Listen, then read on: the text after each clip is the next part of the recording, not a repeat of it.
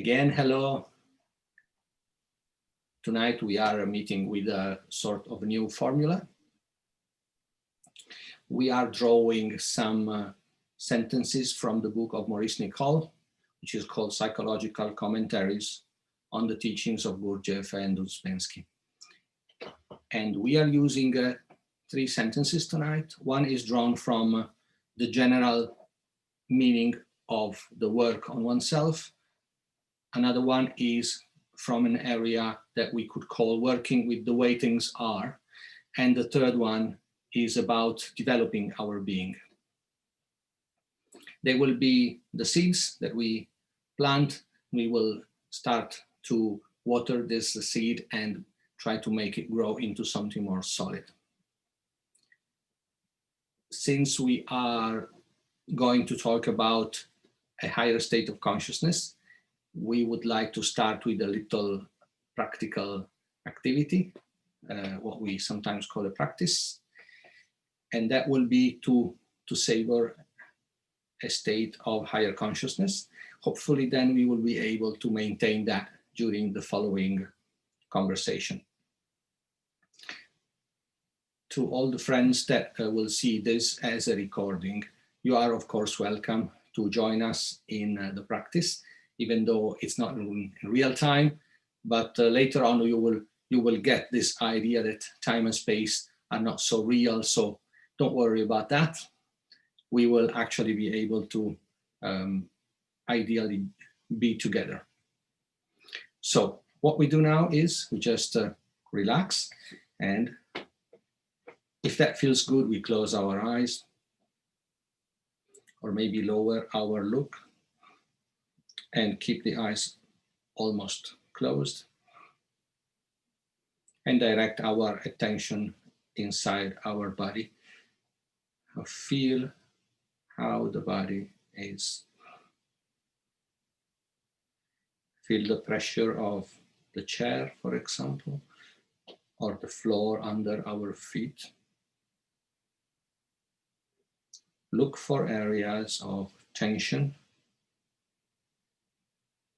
Particularly look at your neck, your jaws, your eyes. And when you feel tension, let go, release it. Observe your breathing.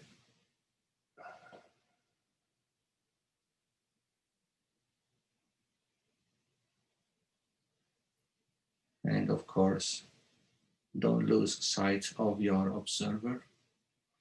If you feel the observer while you observe yourself, you are in a higher state of consciousness.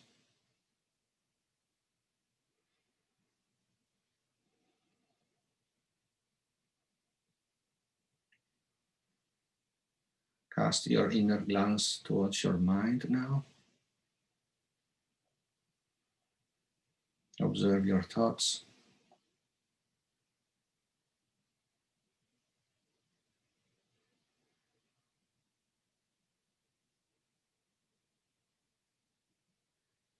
In the background, you are still feeling your body. But now your attention is mostly on your thoughts and feeling the observer.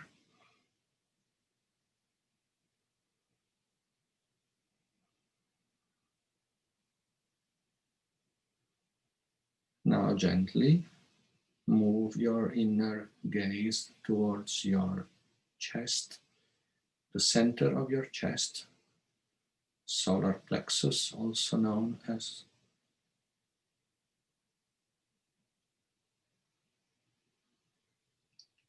Observe if there is anything moving there, feelings. There in the background, there is still a feeling of the body and of your thoughts.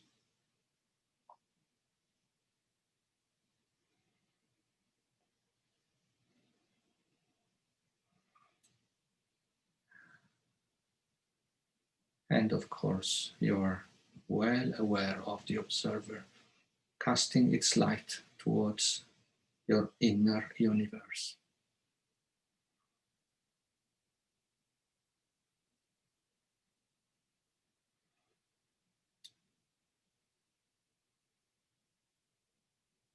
There is no need to formally end this practice. I will just change into a bit of a louder tone of voice and continue the conversation.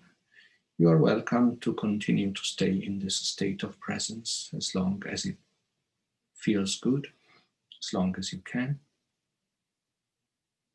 Of course, your attention will now be towards our conversation and the observer. The first of our excerpts from Maurice Nicoll's book is, let me quote him, "A higher level of being lies immediately above all of us at this very moment. It does not lie in the future of time, but in ourselves at this very moment now." The work is about a certain transformation of the instant, of the moment, of the present. I am sure this will not sound very new or unusual for you. Let's say that is a different way to describe the effort that we are looking for. And this is an effort which can actually happen in every instant. When we say a higher level lies immediately above us, we mean immediately above us when we are in a state of identification, which is unfortunately the most common state in which we are. And the higher state is that when you gain awareness of your inner condition, that includes body, feelings, thoughts, and all of a sudden you are present to yourself. We have explained well how many and varied advantages and bounties come from this condition of presence. But to say that in a single word, that is freedom. If you are present to yourself, you are free to choose what your response will be to whatever happens. Bringing your presence into a situation will diffuse the risk of reactions that are against your own interest and will allow you to be true, to say that in simple words. That is less artificial, where when we say artificial, we mean that you are somehow trapped in your personality, held hostage by your egos. On the other hand, if you are able to raise to that higher level of consciousness,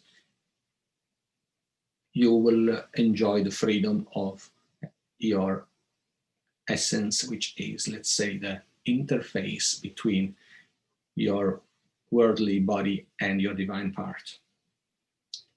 It's seated in your pineal gland. That is where you feel that you are, when you observe yourself, somewhere around the center of your head. By the way, that is a good reason to study and understand why the health of your pineal gland is crucial. There are things you can do to keep it clean and to prevent it to be blocked by certain chemicals that we ingest. For example, the quality of the water we drink is important for that. I certainly encourage you to research this. And in general, everything we eat or drink, either with our mouths or with our eyes, is important for us and will affect us in one way or another.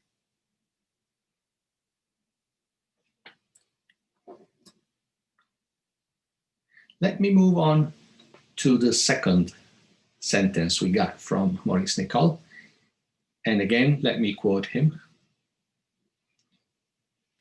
By inner taste, you can recognize that you are lying or in a negative state without difficulty.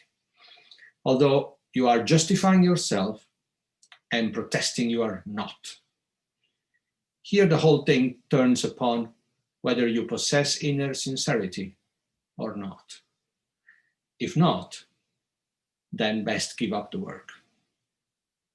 Inner taste can be said to be the faint beginning of real conscience, because it is something that recognizes the quality of one's inner state. When a man begins to observe himself and becomes interested in his self-observation, he very soon realizes, of course, that he rules nothing within the psychological world of himself. In this invisible world in which each of us lives, we control nothing.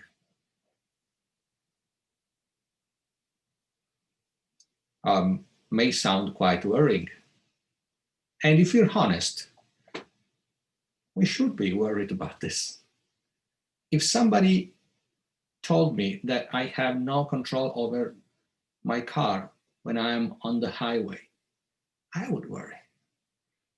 But if somebody tells me I have no control over my body and mind throughout my life, should I not worry even more?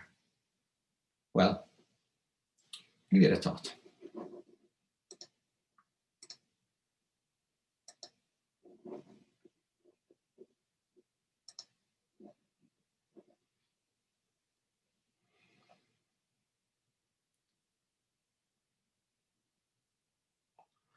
We might say that inner taste is somehow the bell that rings and suggests that we should observe our feelings.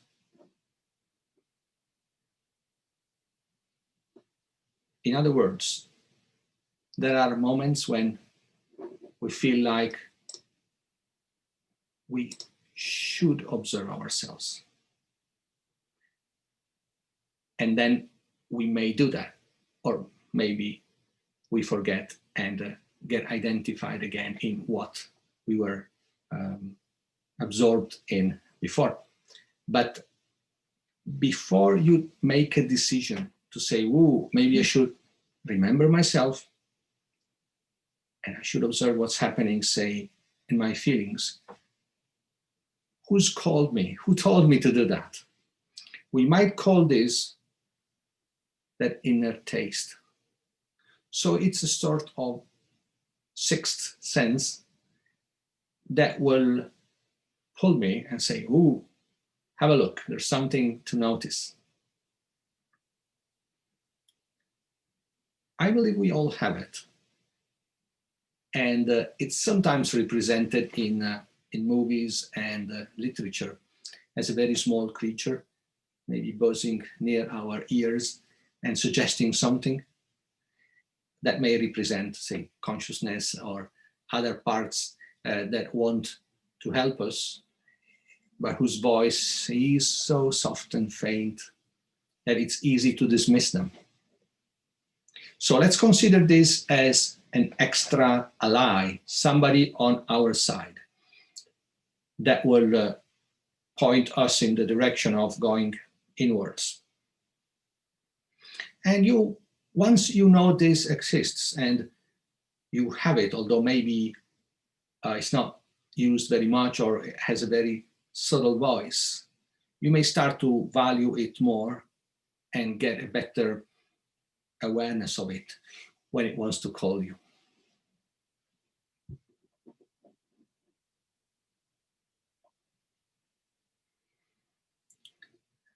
Let me now quote the third part of Nicoll's book. By the way, at the end of each of these excerpts, you will find a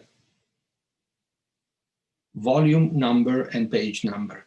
So if you have the book, which is available online and in paper format, you can go and see the whole chapter if you want. So the third one, let me quote him.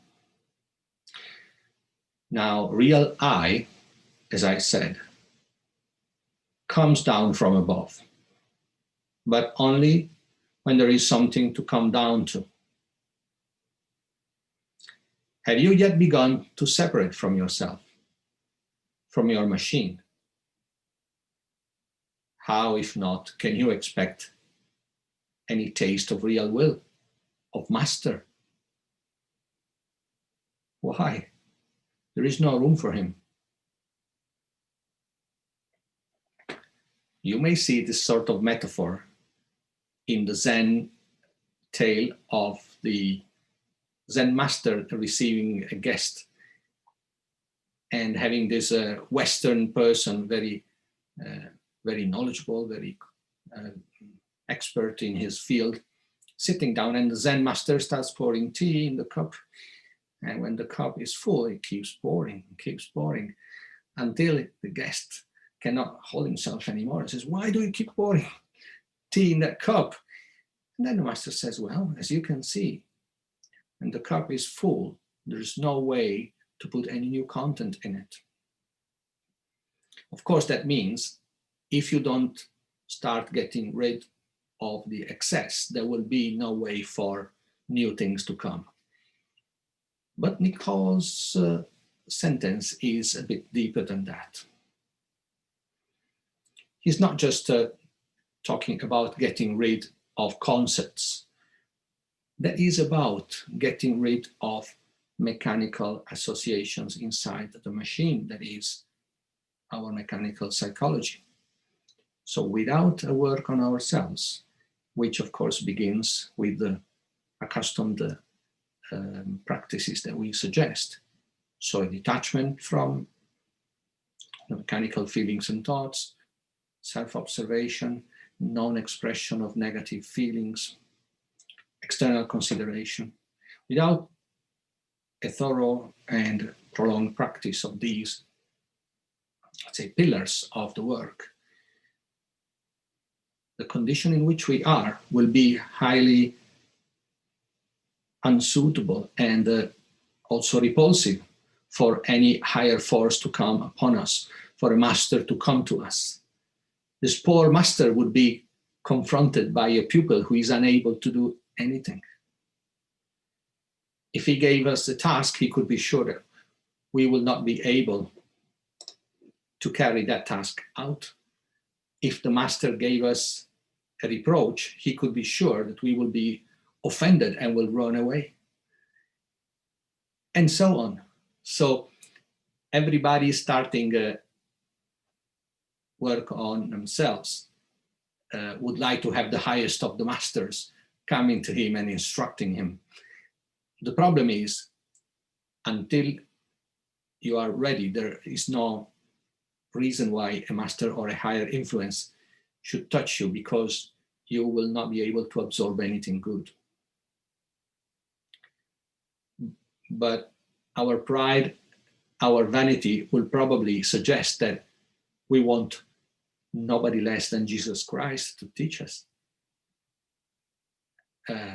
But even if we were able to find him and follow him along his path and try to say, "Oh, please, please teach me, Master," there would immediately arise some sort of obstacle that would break this artificial connection, because we are simply unable to withstand his vibration or energy or level of being. So based on our condition, we will find a certain type of help, a book, a person, a situation that will be appropriate. And then when we move on, we will also change or see the situation change around us. We can step forward to a further stage.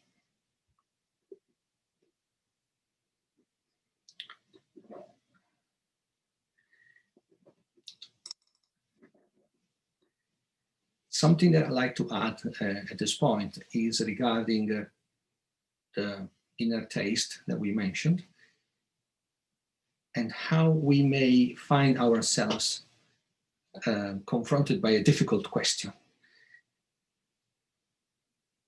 What if I asked you point blank this way? Are you happy? What is happiness? It is pretty interesting to have a conversation about this. And that would boil down to another question, that is, who inside me are you asking? Are you talking to my personality? Are you talking to my essence? Because whoever is behind my eyes in that moment will give its own version of the answer. But if we concentrate on the higher possible counterpart that is behind my eyes in this moment, let's say the essence is there, fantastic, then we would probably come to this conclusion that is the sort of happiness which is very exaggerated, is connected to something external that I've got, or I received, or I've been given. The happiness that is of short duration and high intensity, and normally gives way to a moment of sadness afterwards, or the one that is connected to something very trivial or very fleeting that will go away. That has like a lower quality, while there is something different that we might more appropriately call sort of bliss, where you feel at peace with everybody and everything, and you have this wonderful feeling that happiness is coming from the inside, and it's not depending on anything outside. It's like a contact with the inner source from which we come, or the realization that there is not really anything that separates me or you from everything else. This sort of oneness that is often the core of teachings from the East. Well, if you develop inner taste, at some point you might find this delicious taste of a oneness, of freedom from attachments, that will give you a moment of happiness that is of a much more refined and higher quality. And that doesn't depend on anything that may go away quickly, because of course, the one has always been and will always be, so you shouldn't worry of it leaving suddenly, like many other things in our life. Before I stop the recording, I'd like to remind our friends who are watching this on YouTube that we are happy to get in touch. You will find our email address and website in the description of this video. Also, you're welcome to join this group for the live conversations, where there is a second part where we deal with personal experiences, and we have questions and answers, and there is more of a sharing, while this first part is more like outwards for a general type of background conversation. So thank you for being with us. Now we are stopping the recording and continuing with the second part.